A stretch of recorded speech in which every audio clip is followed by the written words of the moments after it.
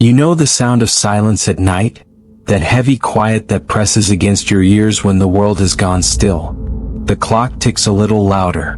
The hum of an appliance feels unnaturally sharp. And then, without warning, that silence breaks. A faint knock. A floorboard shifting. Something small but so wrong that your chest tightens before you even understand why. These are not ghost stories meant to spook children around a campfire. These are accounts told by people who lived through them. Moments when being alone at night became a trap they could not escape. Each detail, each sound, each shadow is pulled from someone's memory, a memory they still carry. Tonight, you'll hear 3 of those stories. A student who realized the footsteps behind her weren't her imagination. A woman who woke to a tapping at her window that no one could explain. And a babysitter who discovered she was not the only one inside the house. They are disturbing, unshakable, and all too real.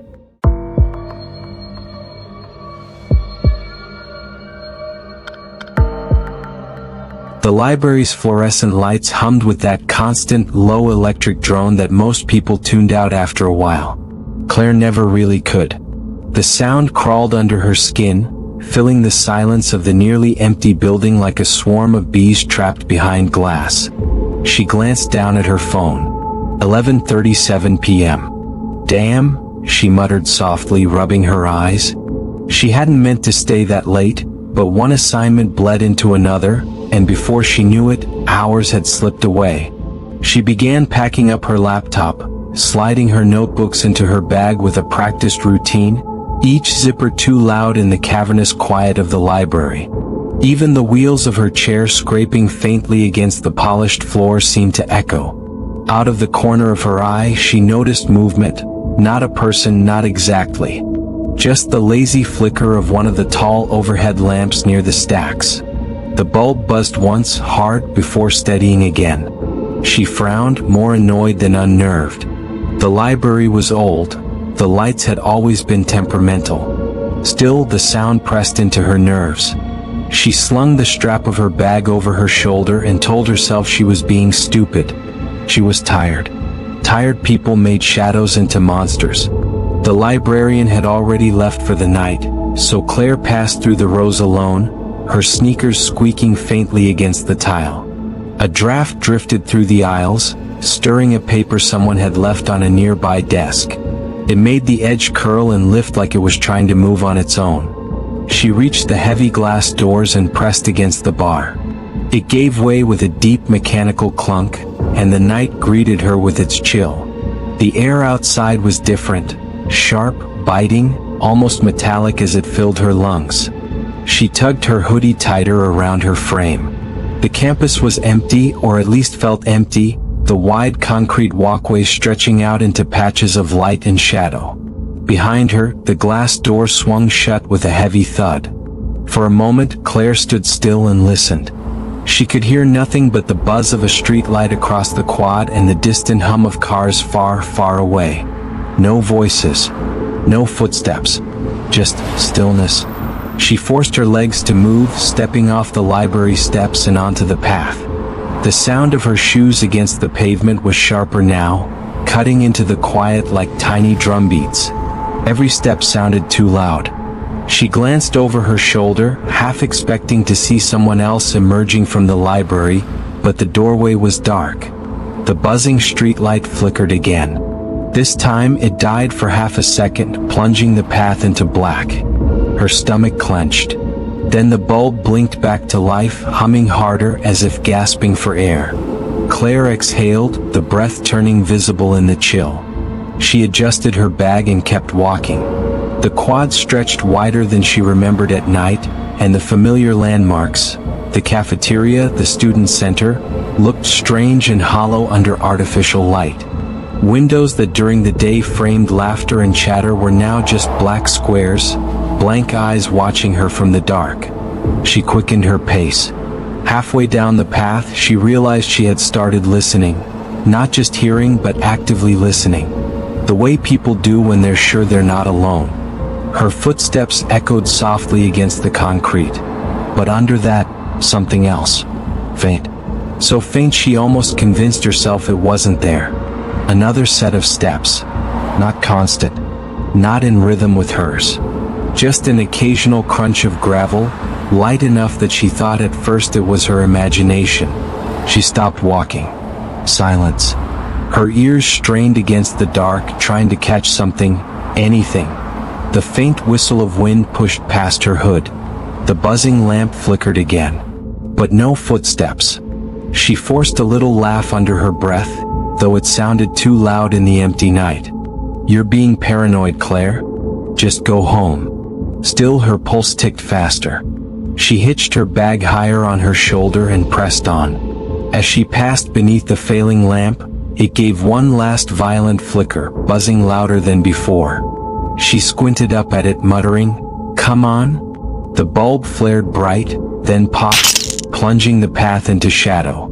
Her chest tightened. The pool of light she had been walking in was gone, leaving her between two distant pools of illumination. The nearest glowing patch too far ahead, the one behind already shrinking. The shadows thickened around her. She forced her steps quicker, heart hammering now. She froze. It was closer this time. Definite. Her mouth went dry. She turned sharply, scanning the darkness. The library steps were barely visible now. The path stretched back empty, framed by skeletal trees swaying lightly in the night wind. No one there. But she knew what she heard. Claire gripped the strap of her bag until her knuckles whitened and muttered again, trying to inject sarcasm into her fear. "Yeah, great. Perfect night for a horror cliché." She pushed forward, almost jogging now, her breath fogging in sharp bursts. The silence behind her wasn't silence anymore. It was waiting. And listen, if you've ever walked home alone at night and felt like someone might be following, don't leave this video. Because what happens next to Claire? It's worse than anything you've ever imagined. Claire walked faster. The strap of her bag dug into her shoulder as she cut across the quad, eyes fixed on the distant halo of the next street lamp. Her breathing was too loud now. Every exhale puffed out in the cold, quick and shallow, and the air made her lungs sting. She wanted to believe she was imagining it. The crunch behind her. The tiny shuffling sound that didn't match her own pace. But then, her blood turned to ice. It wasn't her. Her sneakers slapped against smooth concrete. The sound behind hers was different. Lighter. Like bare feet on loose gravel, dragging just slightly, too soft to belong to a heavy stride, too irregular to be nothing at all. Claire's steps faltered. She stopped dead in her tracks. The sound behind her stopped too. The silence was worse than the footsteps. Her ears strained so hard it felt like her skull might split from the pressure of trying to hear. Wind hissed softly through the trees. A lone leaf scraped across the path behind her. And then, nothing. Her chest ached with the weight of air she wasn't releasing. She forced herself to exhale, shaky and uneven. "Hello?" she called out, her voice breaking the stillness. "Is someone?" The sound died in her throat. She couldn't even finish. No answer. But silence doesn't answer. Silence waits. And the longer she stood there, the more she realized how wrong this silence was. Not the gentle kind you hear at night, with crickets and distant traffic filling in the gaps. This was different. It was heavy. Thick. Like the night itself was holding its breath. Her skin prickled. She turned and forced her legs to move again, this time faster. Her sneakers struck the pavement, each step a metronome for her racing heartbeat. Claire's breath caught. It was following. Not mimicking her exactly. Not in lockstep. But moving when she moved. Stopping when she stopped. Her throat tightened, panic surging hot in her veins. She dared another glance over her shoulder.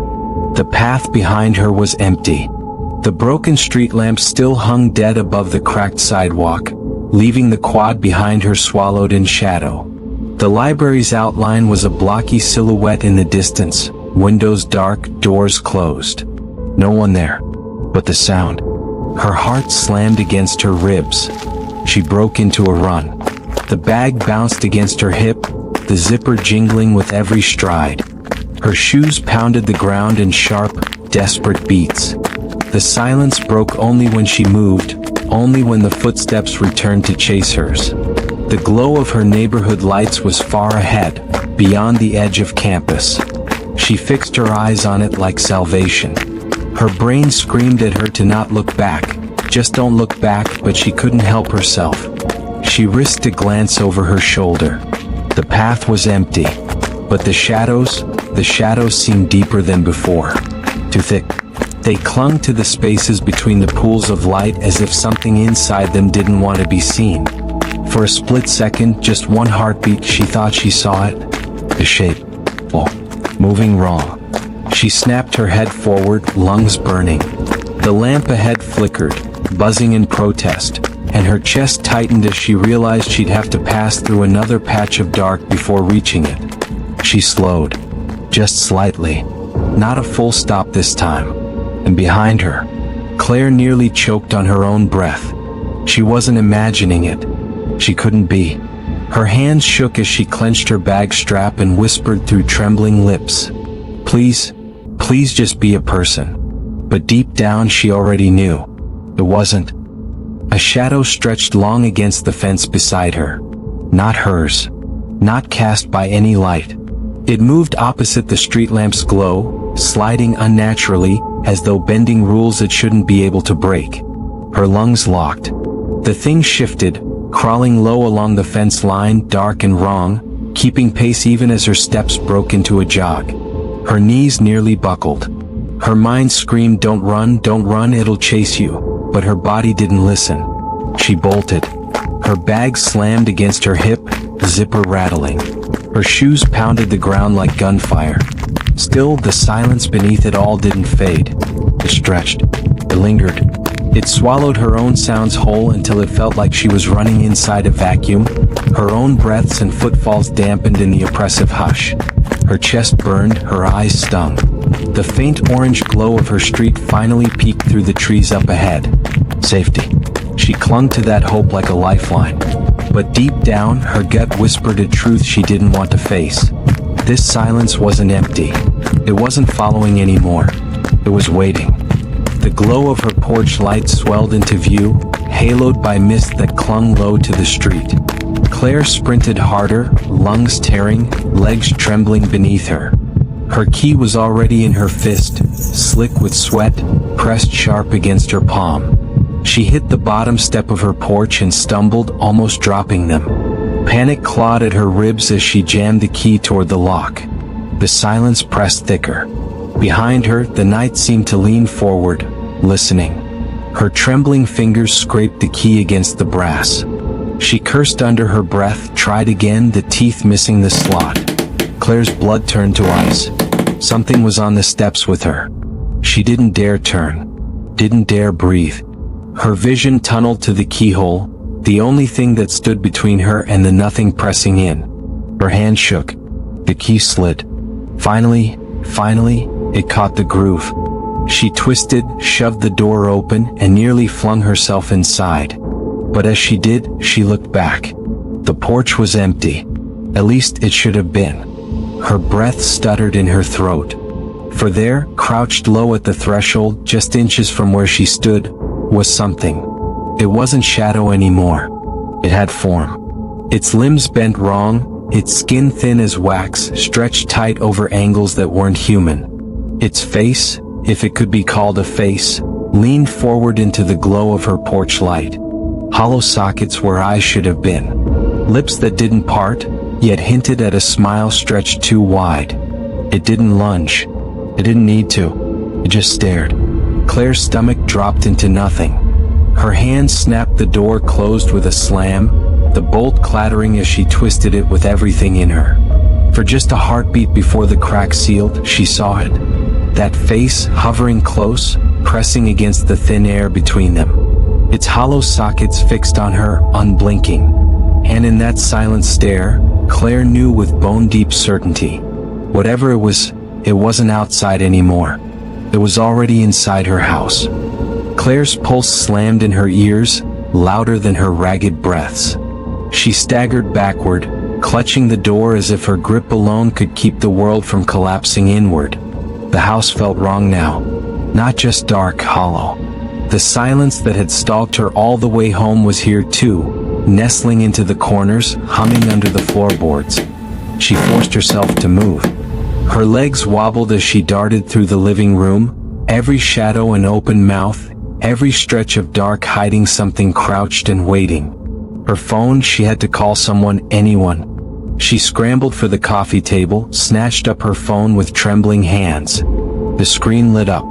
Dead battery. The glow vanished, leaving her staring at her own pale reflection in the blank glass. Her breath caught, because the reflection wasn't alone. Over her shoulder, faint and blurred, something leaned just out of the light's reach. Its outline jagged, tilting unnaturally in the way shadows shouldn't. She dropped the phone, stumbling back. "Get out," she whispered, more to herself than to it. Her voice sounded too loud in the hush, swallowed instantly by the air. A whisper followed. Oh, almost curious. "Not yet." The sound wasn't from outside. It wasn't even behind her. It came from the walls, the air itself, vibrating through the frame of her home. Claire's knees buckled. She scrambled for the stairs, feet pounding each step as if speed alone could lift her out of reach. Her bedroom, lock the door, hide, survive until morning. That was the only plan her panicked mind could cling to. She burst into her room, slammed the door and jammed the lock. Pressed her back against it, chest heaving. The silence followed. Patient. Listening. Claire clamped both hands over her mouth to stifle a scream. She waited. Minutes, maybe hours, she couldn't tell anymore. The house held her like a coffin, every second dragging slow. When finally she dared move, she crept toward the window. If she could climb out, if she could just run again. Her breath fogged the glass as she peered out. And froze. On the street below, the sidewalk stretched empty beneath the faint orange glow of the streetlight. Empty, except for a second figure. Her own outline, standing on the curb, head tilted back, staring straight at her window. Claire stumbled back, her body seizing with dread. The thing wasn't just inside. It was wearing her face. A whisper curled around her ear, too close now, too sharp. "You can leave, but I'll be waiting wherever you go." The lights in her room flickered once, twice, then went out. And in the dark, she wasn't alone. And that was Claire's night, one she'll never escape. If you made it here without looking over your shoulder, you're braver than most. But don't stop now, because the next story might just find you. So subscribe, unless of course, you'd rather hear those footsteps outside your own door tonight.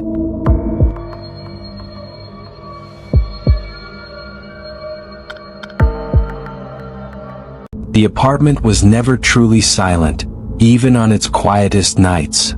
Pipes groaned in the walls, footsteps from the upstairs neighbor sometimes drifted through the ceiling, and the hum of the refrigerator in the kitchen created a low, steady drone. Most nights, the small, familiar sounds faded into the background, blending into a kind of white noise that was comforting. But tonight felt different. Sarah shifted on the couch, pulling a blanket tighter around her shoulders. The clock on the wall ticked past 10:37 p.m., its sound much sharper than usual, almost accusatory. She hated how quiet it felt without Jason there.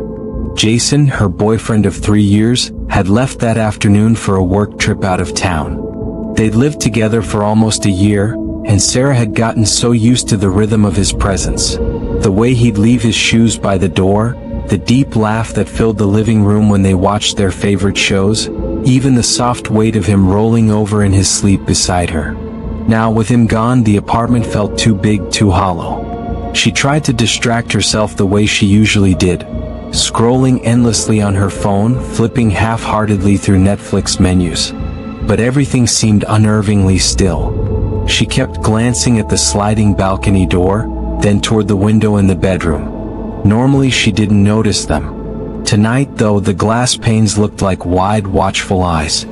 Her friends had teased her before about being jumpy. Sarah was the kind of person who double-checked the locks on her doors, then went back to check them again 10 minutes later.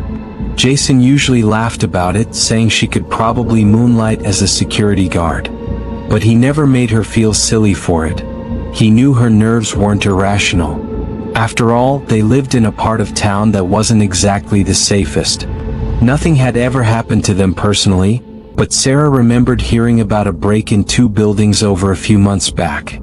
A young couple had come home to find their window pried open, muddy shoe prints tracked across their carpet. Sarah tried not to think about it.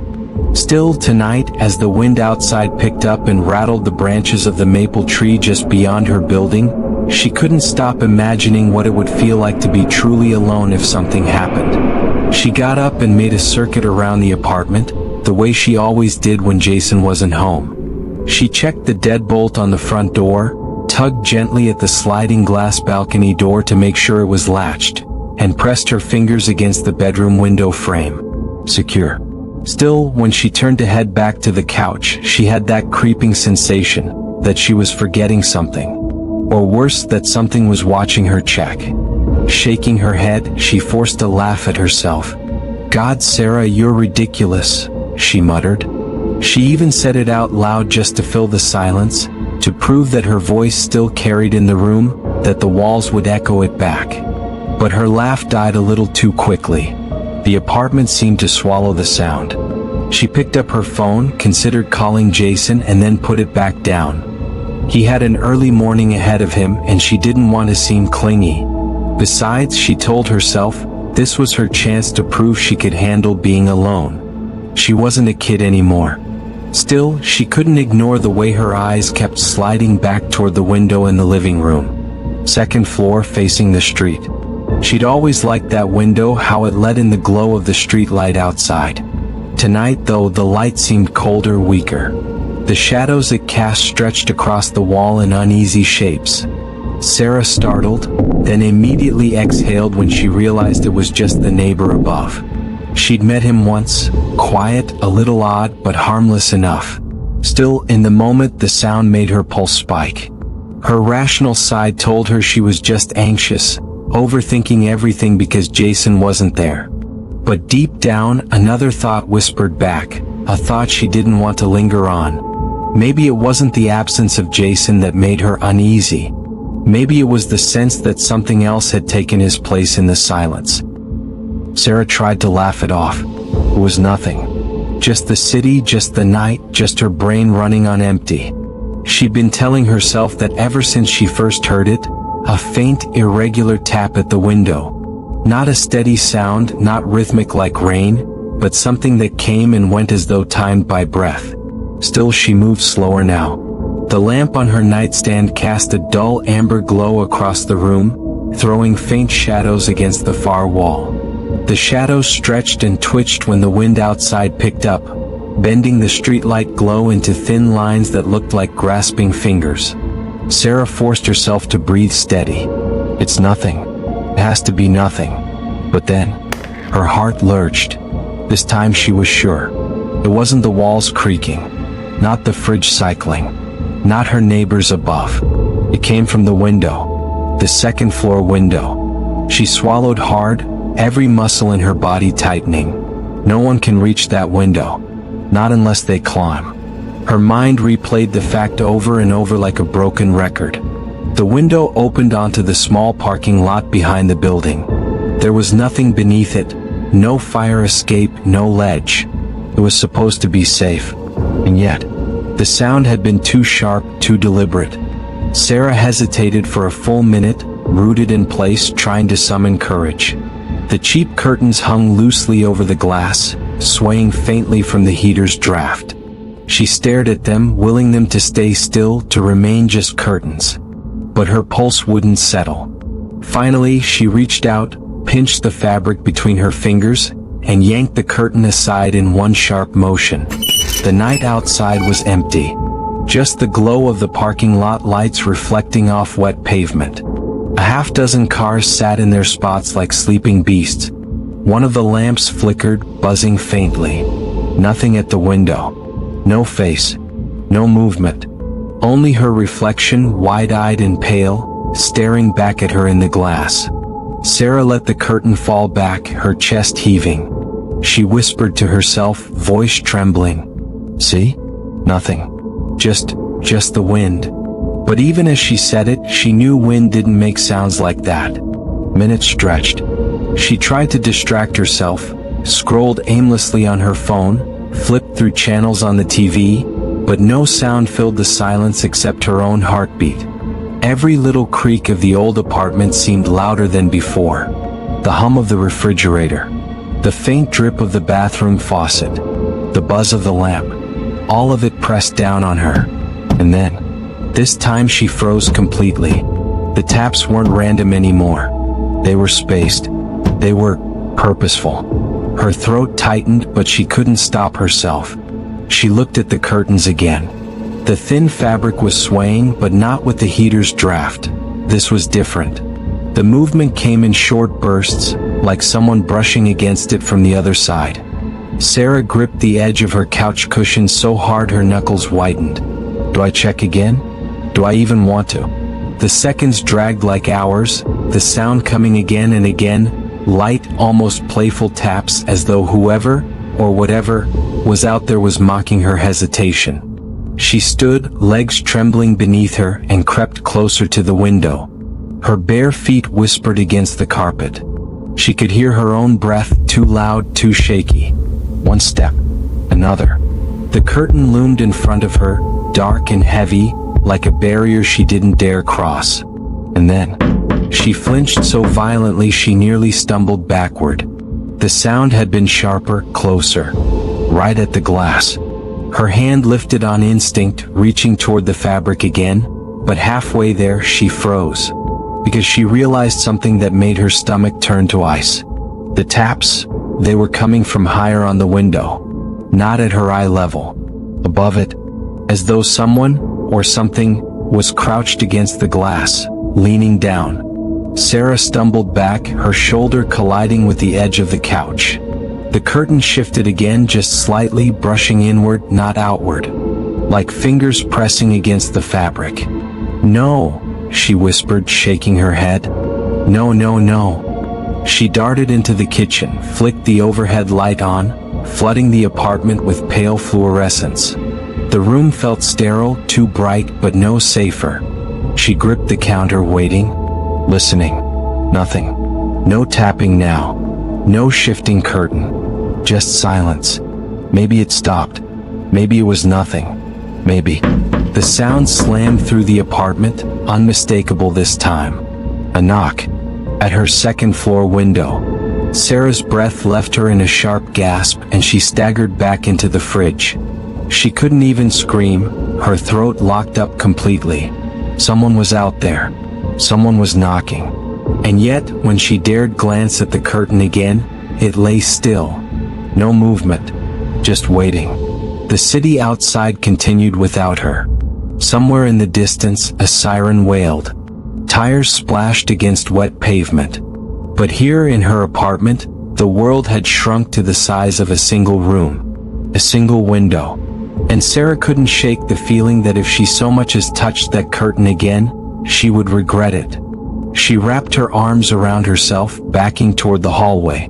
Maybe she should call someone, her partner, a friend, the police, anyone. But what would she even say? Hi, I think someone's knocking at my second-floor window, but I can't prove it? Her phone trembled in her hand as she unlocked it. Her thumb hovered over the keypad. And then, the sound shrieked through the room, high and slow, as if something dragged its hand across the entire window pane. Sarah dropped the phone. It clattered to the floor, screen glowing up at her like a useless lifeline. Her heart pounded so loud it drowned out everything else. She couldn't move, couldn't think, couldn't breathe. And then, silence again. Total silence. As if it were waiting for her. Sarah bent down to grab her phone with shaking hands. But as she lifted it, the light from the screen illuminated the curtain for just a second, and she swore she saw the faint outline of a hand pressed flat against the fabric. Sarah gripped the phone so tightly her hand hurt. Her thumb shook as she fumbled to pull up the keypad. 911, just do it.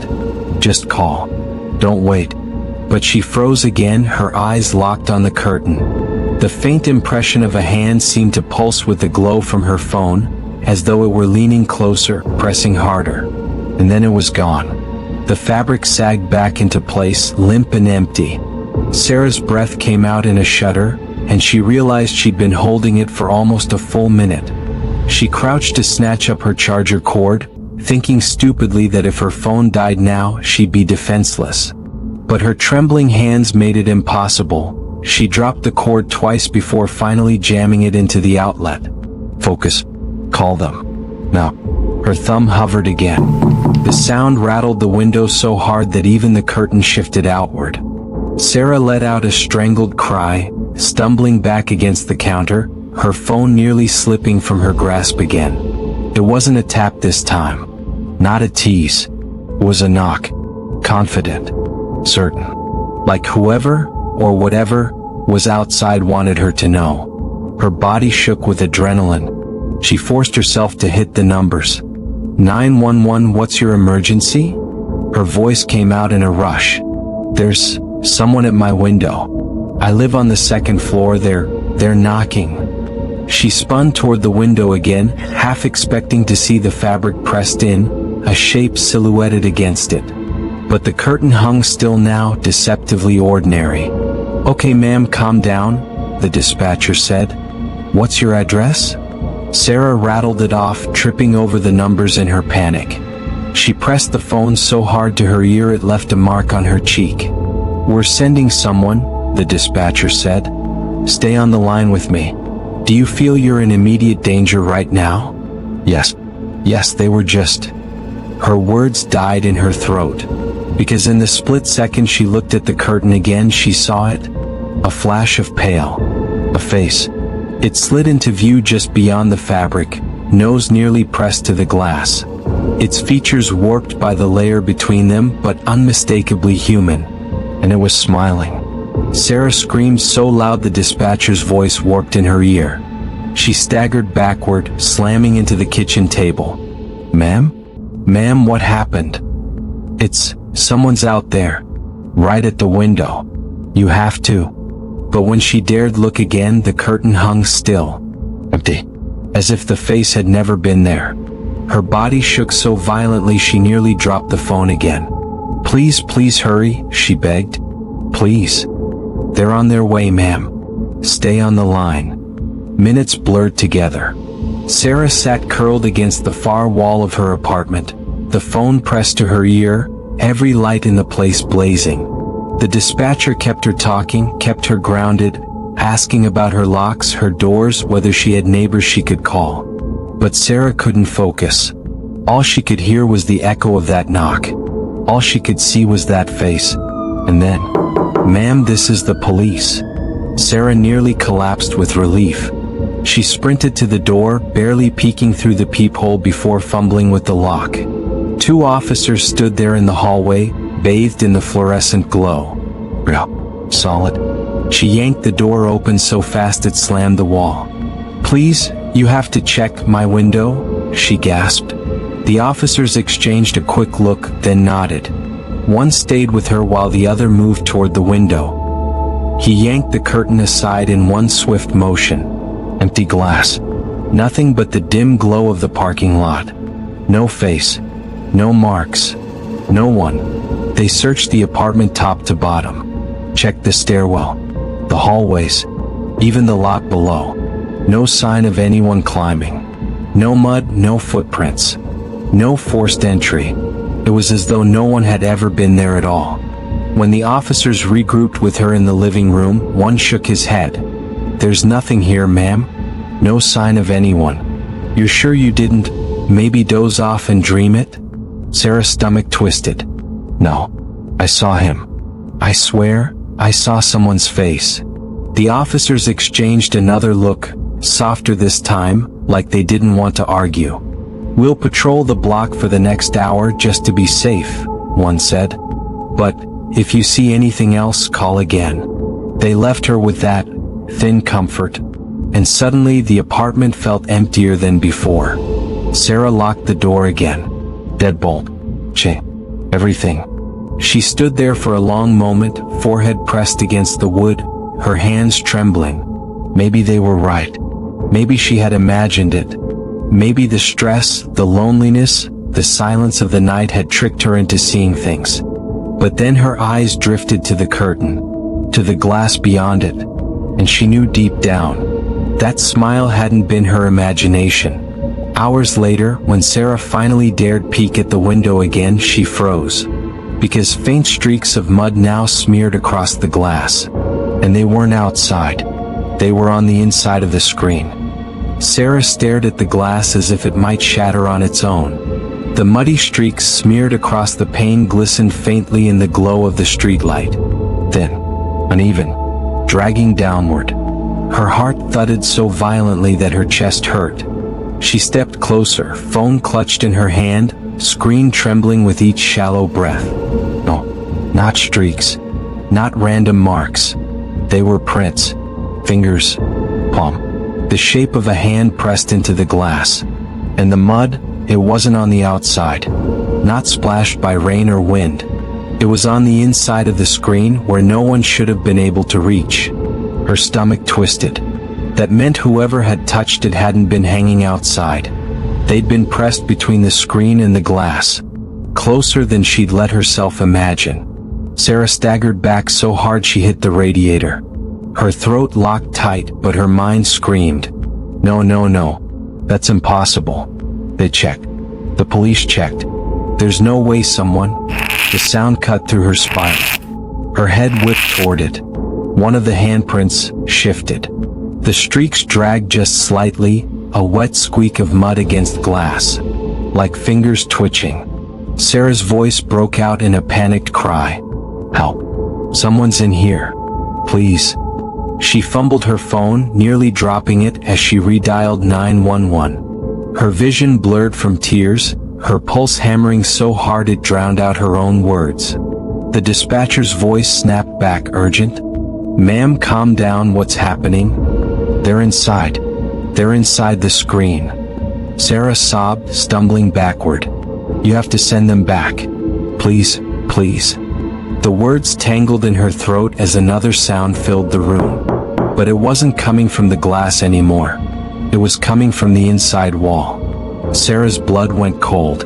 Her whole body refused to move, even as every instinct screamed run. The taps grew louder, dragging downward, like nails pulling across the plaster. Then silence. Sarah's chest heaved, her gaze darting across the room. The curtain still hung limp. The prints still smeared the window. But the sound had shifted deeper inside the apartment. Oh God, it's not at the window anymore. It's in here. Something creaked behind her. The faint groan of weight shifting on floorboards. Sarah spun, her eyes darting to the narrow hall that led to her bedroom. It gaped like a black mouth, swallowing the glow from the living room. She tried to force her feet to move, to lunge for the door, to scream for the neighbors, but all she could do was stumble backward, the phone shaking uselessly in her grip. The dispatcher's voice called her name over and over, but Sarah barely heard it, because something was moving. Slow, careful, heavy steps sliding closer from the dark hall. "Who's there?" she whispered, the words tiny and broken. The silence that followed was worse than any answer. Then, a shadow stretched across the hallway wall. Long, distorted, human. It stopped just short of the living room's edge, lingering where the light faded. Sarah's chest seized. Her every nerve screamed at her to run, but her legs refused. She managed one tiny step toward the door, and the shadow smiled. Not with lips, not with a face she could see, but with its posture, its tilt, the terrible sense of a body leaning forward, watching her. Sarah's phone slipped from her fingers. It clattered to the floor, the dispatcher's voice muffled against the tile. She didn't dare reach for it. Didn't dare move at all. Every muscle in her body strained with the primal urge to flee, but some terrible instinct told her if she ran, it would chase. And she would not win. Then the thing stepped forward. The light touched it just enough to make out its shape. Too tall. Limbs bent at wrong angles, like it had been folded to fit somewhere it shouldn't. Its head cocked low, neck crooked far past natural. And its hands were caked in mud. The same streaks that smeared across her window. Sarah finally screamed. The sound tore from her throat raw and ragged, carrying down the hall out the door to anyone who might hear. She lunged for the front door, fingers fumbling frantically at the chain. Her scream broke into sobs as she yanked, pulled, shoved, but the metal jammed, refusing to release. Behind her, the heavy steps grew faster. Closer. Sarah's body jolted as a burst of strength surged through her. She tore the chain free with one desperate yank and flung the door open so violently it cracked the plaster.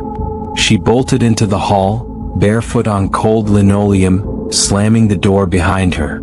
She didn't stop running. Didn't look back. Her screams echoed through the building, pulling neighbors from doors, lights flicking on down the hall. And somewhere behind her, her apartment door creaked open again. Slow. Deliberate. As though someone, or something, was letting itself out. By the time police arrived, the apartment was silent. They found Sarah collapsed in the stairwell, shaking and incoherent. But when they searched her unit, the window was wide open. The curtain fluttered in the breeze, and muddy handprints trailed across the sill, leading inward. Sarah didn't sleep that night. She didn't even go back inside her apartment. By the time the police coaxed her down from the stairwell, her throat was raw from screaming and her entire body trembled with a feverish chill. Neighbors stood clustered in the hallway, whispering behind hands, their faces pale and uneasy. The officers searched her apartment twice, their flashlights sweeping every corner, every cabinet, every closet. They found no one, but they found something else. On the windowsill, where Sarah had first seen the muddy handprints, the dirt was smeared fresh. Not dried, not days old, fresh. As if someone had pressed against the glass only moments before she fled. And though the police insisted the second-floor window couldn't be reached without a ladder, Sarah kept pointing, sobbing, swearing she had seen a shadow move inside her hallway. Her desperation only deepened when one officer noted something strange. The window screen wasn't just popped loose. It was bent inward. Sarah refused to step back into the unit. She sat in a blanket the paramedics had wrapped around her shoulders while the landlord was called. When the older man arrived, bleary-eyed and irritated, Sarah nearly collapsed against him, begging him to check the locks, the windows, the walls, anything. But his reaction wasn't surprise. It was resignation. He pulled the police aside, his voice low, but Sarah overheard enough. "Not the first time," he muttered. "Couple weeks ago, another tenant complained about someone trying to pry their window open. We thought it was just kids. Maybe a break-in attempt. I should have replaced the screen sooner." Sarah's stomach twisted. So this wasn't random. Someone, or something, had been trying for weeks. When she finally gathered the courage to pack a bag, she refused to go alone. 2 officers followed her inside as she stuffed clothes, her laptop, her toiletries into a duffel with shaking hands. The entire time, she couldn't shake the feeling of eyes watching from the hallway. Every shadow seemed too deep, every creak of the floor too deliberate. At one point, when she opened her bedroom closet, the smell hit her. Damp earth. Like wet soil dragged inside from somewhere it didn't belong. She froze, her chest heaving, until the officers urged her back out. Sarah left that night. She stayed at a friend's place across town, and though exhaustion weighed her down, she couldn't sleep more than minutes at a time. Every sound, the creak of the old floorboards, the scrape of branches against glass, even the hum of the fridge, made her jolt upright in terror. Her mind replayed the moment over and over. The handprints, the shifting shadow, the thing stepping into the light, its limbs bent wrong, its muddy hands pressed to the walls of her home. And the thought that nearly broke her. If the police hadn't arrived when they did, would she have made it out? Weeks later, Sarah gave up her lease. She met the landlord at the apartment one final time, broad daylight flooding the unit. Still, she refused to step more than a few feet inside. The air felt wrong. Heavier somehow. As she turned her keys in, he muttered an apology, one hand nervously scratching his temple. Truth is, this place has always had problems. People moving in, people moving out. No one lasts long. Don't know if it's just bad luck or what, but if I were you, I wouldn't spend another night here either. Sarah's chest tightened. She didn't need his warning, she'd already made up her mind. She walked away without looking back. That night, in her friend's apartment, she finally allowed herself to breathe a little easier. The walls were unfamiliar, the windows overlooked a different street, and she clung to the idea that distance meant safety. But when she drew the curtains, her blood froze. Across the glass, faint but unmistakable, were the streaks of a muddy handprint. For some, the terror doesn't lurk in the shadows outside. Sometimes it's already inside, waiting for the moment you're finally alone.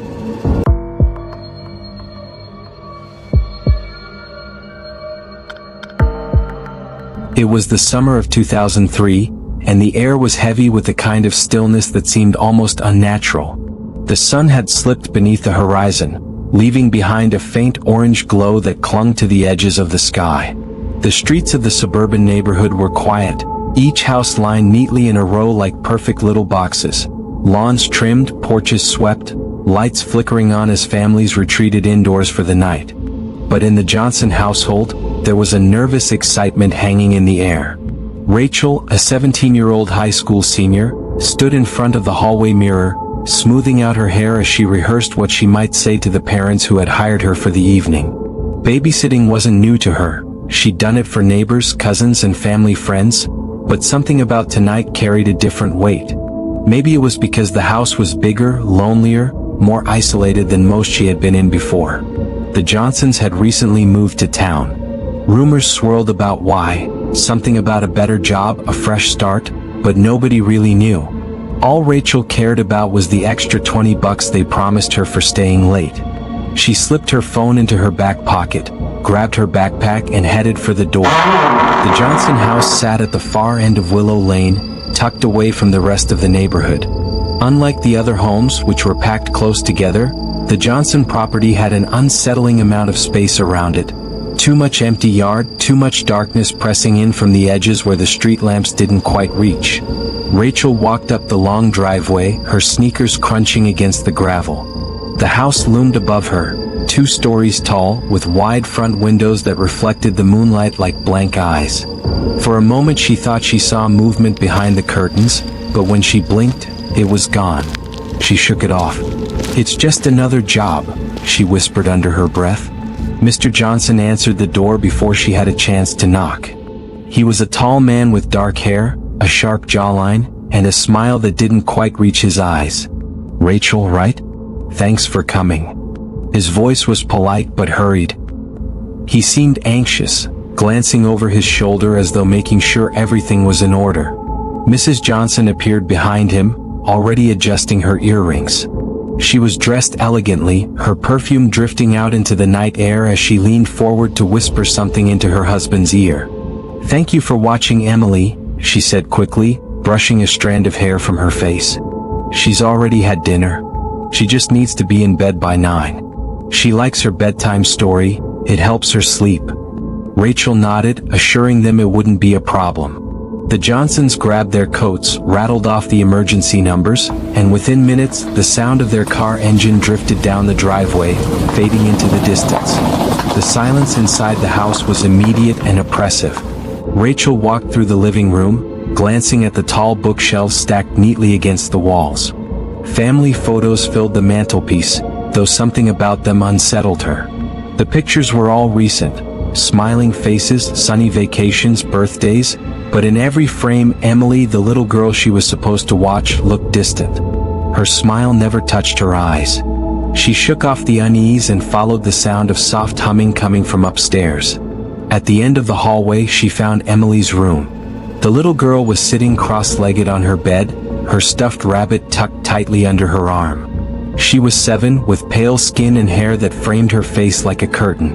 "Hi, Emily," Rachel said gently. Emily looked up, her expression unreadable. "You're the babysitter?" Rachel nodded, forcing a cheerful smile. "That's me. Your mom said you like bedtime stories. We'll pick one out later, okay?" The girl simply hugged the rabbit tighter. Hours passed slowly. Rachel sat on the couch downstairs, flipping through channels on the TV. The house creaked occasionally, old wood shifting, pipes groaning, but otherwise remained quiet. By 8:30, Rachel went upstairs to tuck Emily into bed. She sat beside her, reading from a fairy tale book until the girl's eyes began to flutter closed. Just as Rachel was about to leave the room, Emily spoke. Her voice was low, almost a whisper. "You should lock the back door." Rachel froze, turning back slowly. "What did you say?" Emily stared at the ceiling. "The man comes in through the back door. Mommy doesn't like to talk about him." A chill ran through Rachel's body. She forced a laugh, trying not to show how unsettled she felt. "That's a scary story, Emily. But I'll check the doors just in case." Emily didn't respond. She was already drifting into sleep, clutching her rabbit tightly against her chest. Rachel tiptoed out, her heartbeat quickening. Downstairs, she double-checked the locks. The front door, secure. The side door, secure. Finally, she moved toward the back of the house. The kitchen was dimly lit by a single bulb above the sink. The back door was slightly ajar, swaying gently as though it hadn't been closed all the way. Rachel's throat tightened. She could have sworn she heard the Johnsons shut every door on their way out. She pushed the door closed, locking it firmly before stepping back. For a long moment, she stood frozen, staring at the doorknob as if daring it to turn. When nothing happened, she exhaled shakily. "Get it together," she muttered. "It's just an old door." But as she turned to leave, she noticed something on the floor. A single muddy footprint. It was facing into the house. Rachel's chest tightened. She looked around the kitchen, her eyes darting to every shadow. The silence felt heavier now, pressing in from every corner. And then she heard it. A slow, deliberate creak from upstairs. The sound of someone moving where only Emily should have been. Rachel's pulse hammered in her ears. She glanced at the staircase, her every instinct screaming to leave, but Emily was upstairs. Forcing herself forward, she gripped the banister and began climbing. Each step groaned beneath her weight, echoing far louder than it should have in the suffocating quiet. At the top of the stairs, she hesitated, listening. The hall stretched out before her, the pale light from Emily's room spilling onto the floorboards. But from the darkness of the far end, she thought she saw movement. A shadow pulling back just out of sight. Rachel stood at the top of the stairs, her fingers gripping the banister so tightly that her knuckles had turned white. The pale glow spilling from Emily's room painted the hallway in a sickly yellow, casting long crooked shadows across the floor. Her breath came shallow, chest rising and falling as she tried to convince herself she hadn't seen what she thought she saw. It was nothing. Just your imagination. Houses settle. Shadows move. But deep down she knew better. She forced herself forward, step by step, her sneakers making soft thuds against the wooden boards. Each creak echoed, magnified in the suffocating quiet. Rachel stopped in front of Emily's room. The door was still ajar, the faint hum of the night breeze sneaking in through a cracked window. Emily was asleep, her small body curled up under the blankets, clutching the rabbit to her chest. Her breathing was steady, undisturbed. Rachel scanned the corners of the room carefully, her eyes trailing the dresser, the closet door slightly ajar, the shadows underneath the bed. Nothing moved. Still, her gut twisted. She turned back toward the hallway, her eyes lingering on the far end, the darkness that seemed heavier, thicker, as though it swallowed the light before it could reach. Rachel froze. Her stomach dropped, her ears straining in the silence that followed. "Emily?" she whispered, even though she could see Emily was asleep. No response. Rachel's pulse quickened. She grabbed her phone from her back pocket, unlocking it. The screen's glow felt almost too bright in the dim hallway. For a second she considered calling the Johnsons, but what would she even say? "Hi, your house is creepy. Can you come home?" She let out a shaky breath and decided instead to check each room upstairs. The hallway stretched out, lined with closed doors. The first was a guest room, tidy, untouched. The bed was made, the curtains drawn tight. Dust clung to the dresser as though no one had been inside for weeks. She pulled the door shut. The second room was an office. A desk sat in the corner, papers stacked neatly beside a lamp. Family photos were pinned to a corkboard, but Rachel noticed that in every single one, Emily's expression was the same, blank, distant, as though she wasn't entirely present. Rachel frowned, leaning closer. Her eyes caught on one photo in particular, Emily standing in front of the house. Behind her, barely visible in the reflection of the upstairs window, was the outline of a tall figure. Rachel stumbled back, the frame nearly slipping from her hands. She told herself it was a trick of the light, maybe Mr. Johnson's reflection. But her stomach churned. She set the photo down and shut the office door. The third door at the end of the hallway was slightly ajar. A thin line of darkness leaked out from the crack, somehow deeper than the surrounding shadows. Rachel hesitated. Her hand hovered over the knob. Her breath caught.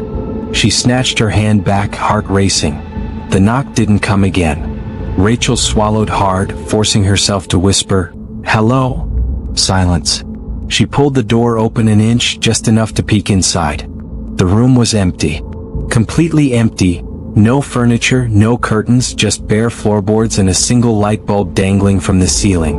The bulb flickered once before going out, plunging the room into blackness. Rachel slammed the door shut, her chest heaving. She hurried back down the hall toward Emily's room, desperate just to be near something familiar. She pushed the door open gently. Emily hadn't moved, still curled up, breathing softly. But Rachel froze when she saw the stuffed rabbit. It was sitting upright on the nightstand now, its black, glassy eyes staring directly at the door. Rachel's throat tightened.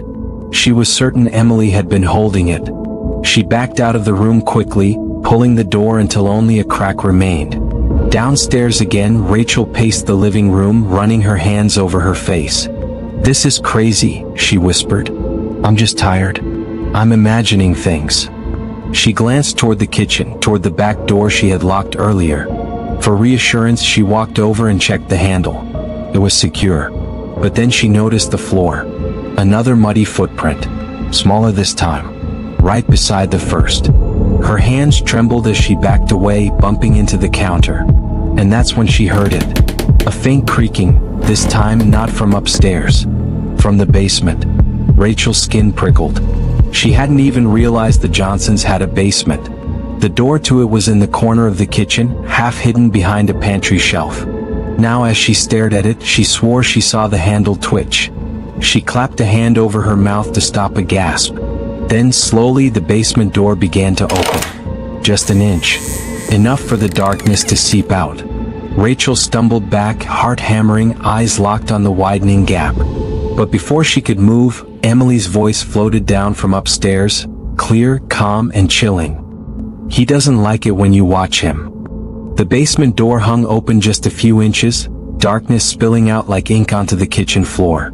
Rachel's chest rose and fell in shallow gasps, every instinct screaming at her to shut the door and run.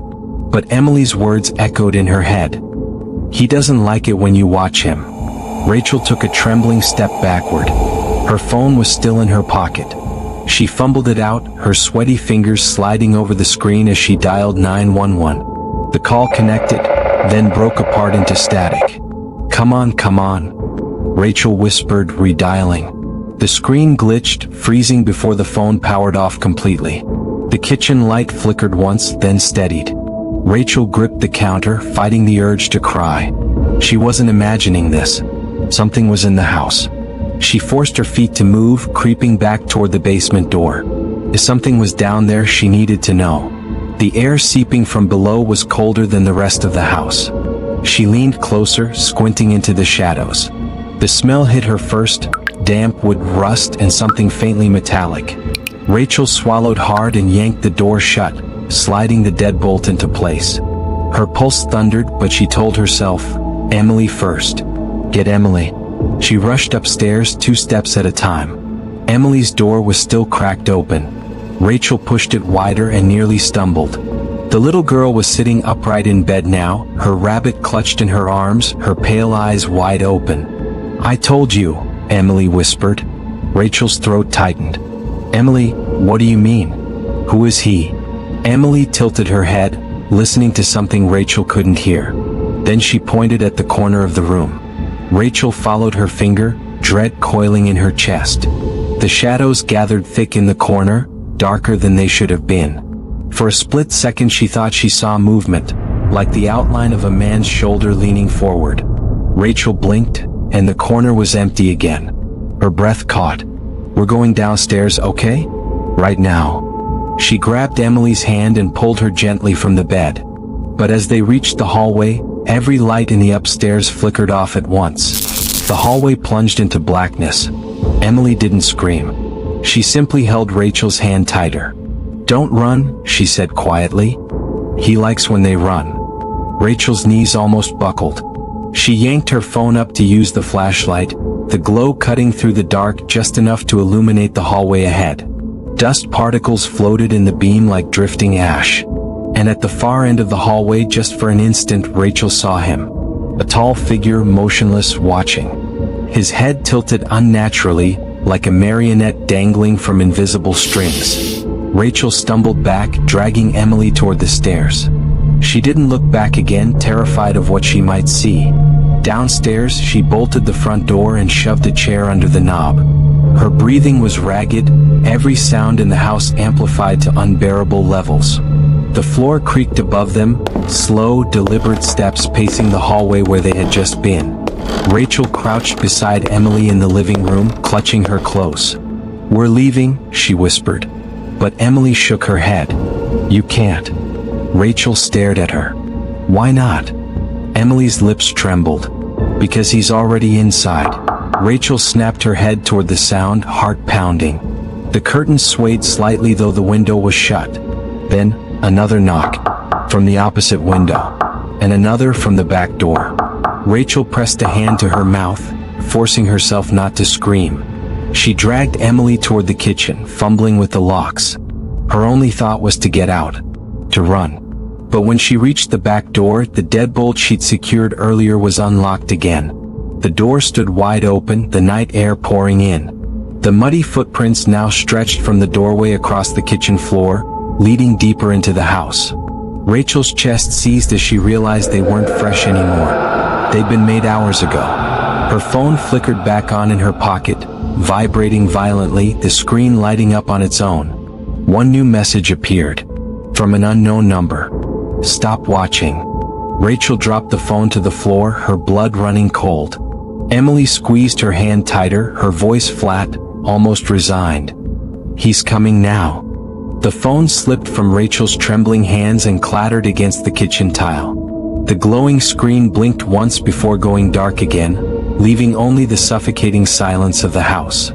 Emily stood unnervingly calm at her side, clutching the stuffed rabbit against her chest.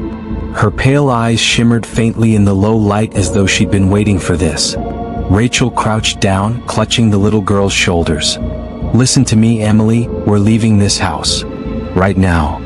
Emily's lips parted as if to argue, but before she could speak, a sound cut through the air. Rachel tilted her head up toward the ceiling. The steps were deliberate, dragging, crossing the length of the hallway above before pausing directly over them. Her breath caught. The man was listening. "Don't move," she whispered, clutching Emily close.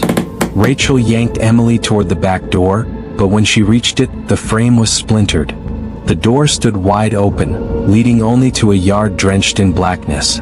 Her flashlight beam barely pierced the night. The air outside shimmered strangely like heat waves, though the night was cool.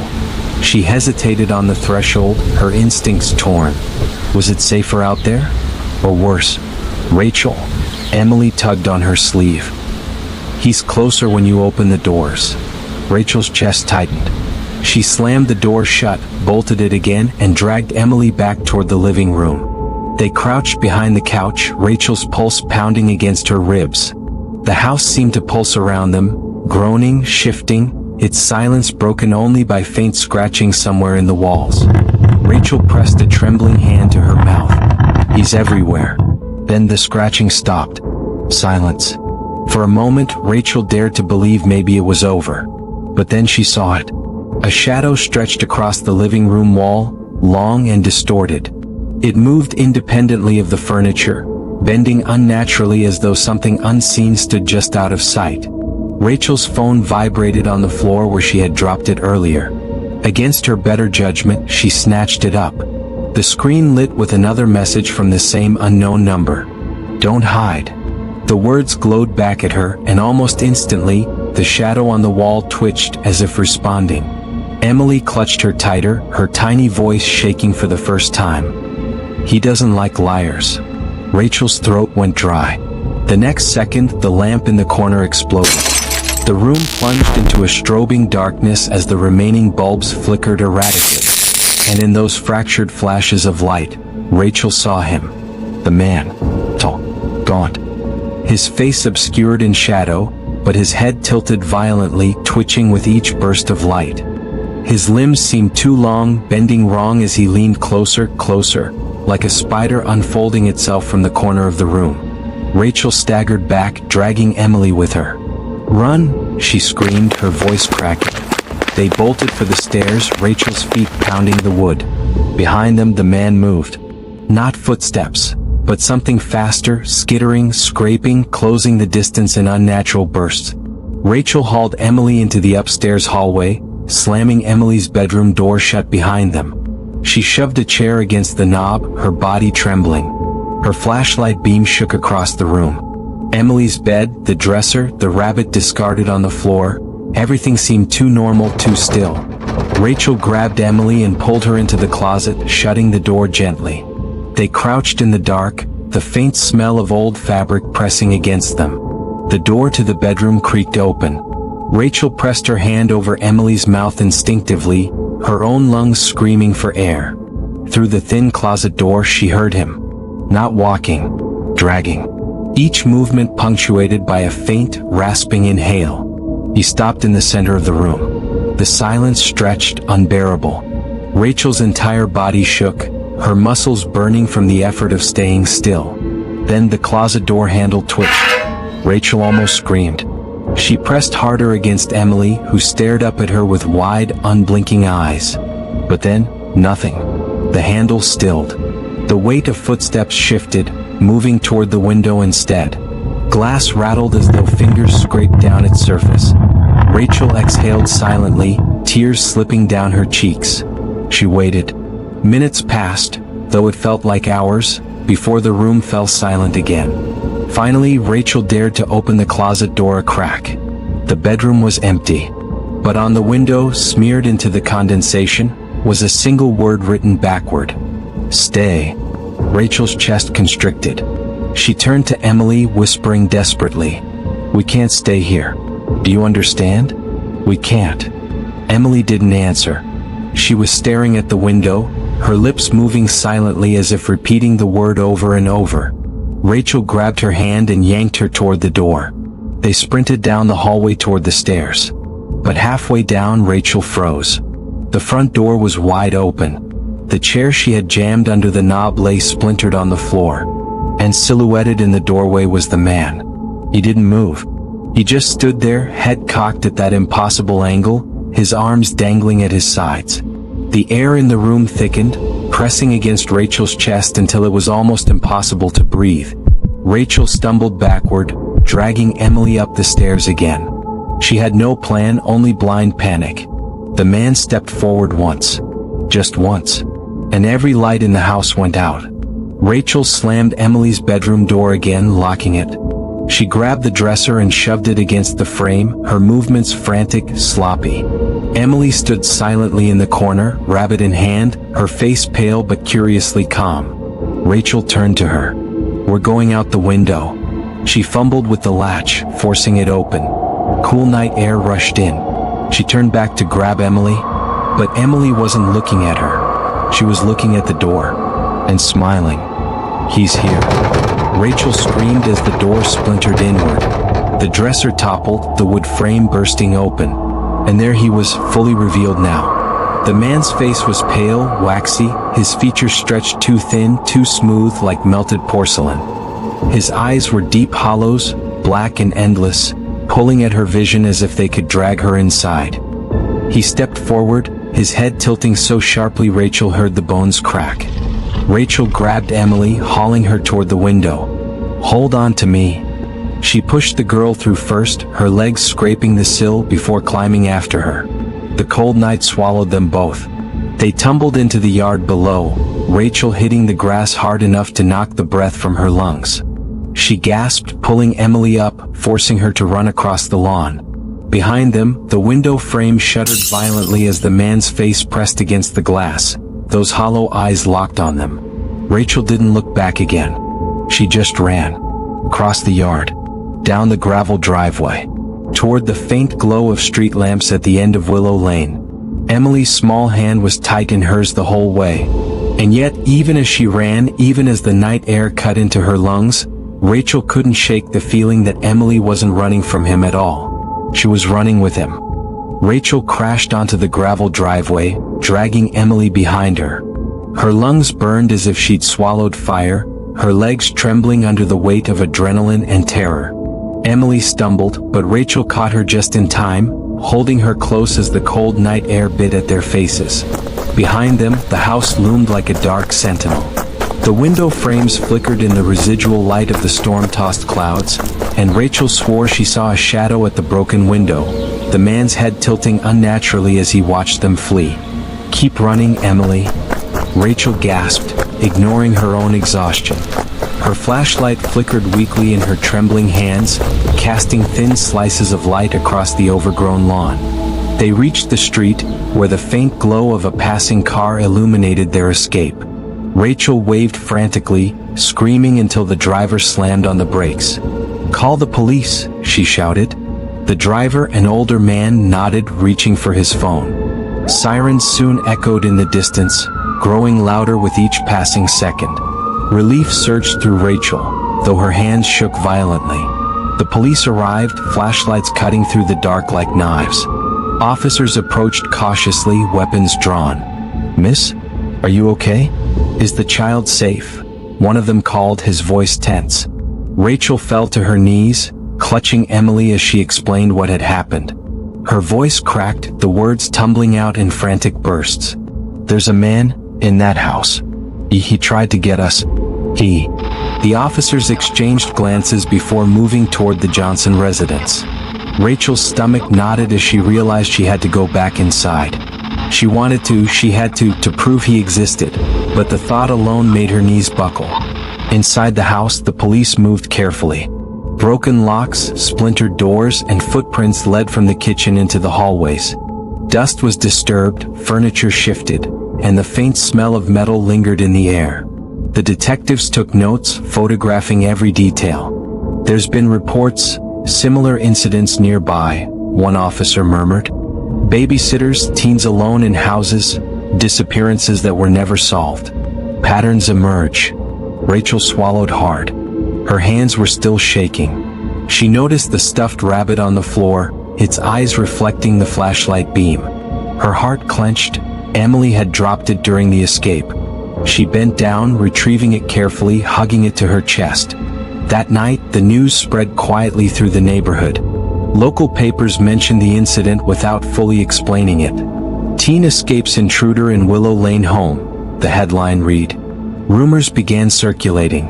Other children had seen a tall figure at the edge of the woods. Some claimed the house was cursed. Others whispered that the family's previous house had similar incidents. Teenagers dared one another to run up the driveway in the dark, testing their courage against the unknown. Rachel's life after that night was forever changed. She couldn't sleep without checking locks multiple times. The back door, the basement, even the attic, every shadow seemed alive, every sound amplified.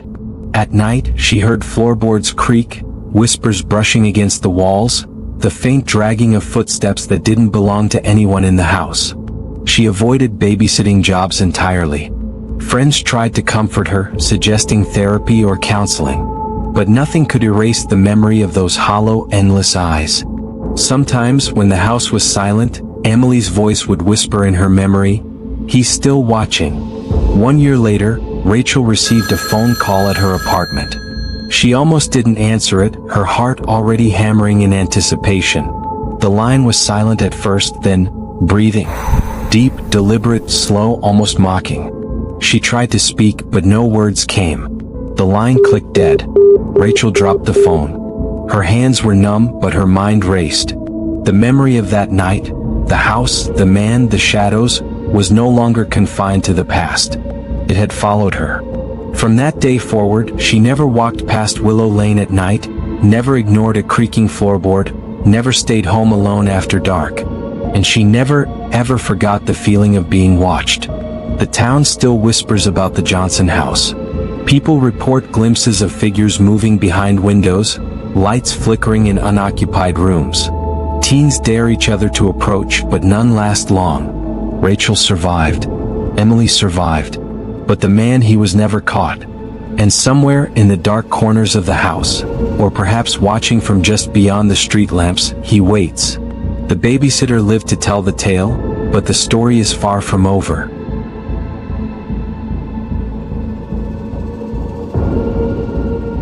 And just like that, the night doesn't end here. These stories aren't just tales, they're reminders that some shadows don't disappear when you turn on the lights. If your heart's still racing, that's a good sign. It means you were paying attention. And if you think it's safe to close your eyes, think again. Stay with us, more nightmares are waiting. Subscribe because the next story might be happening closer than you think. And remember, sometimes the fear isn't in the dark outside your window, it's already inside.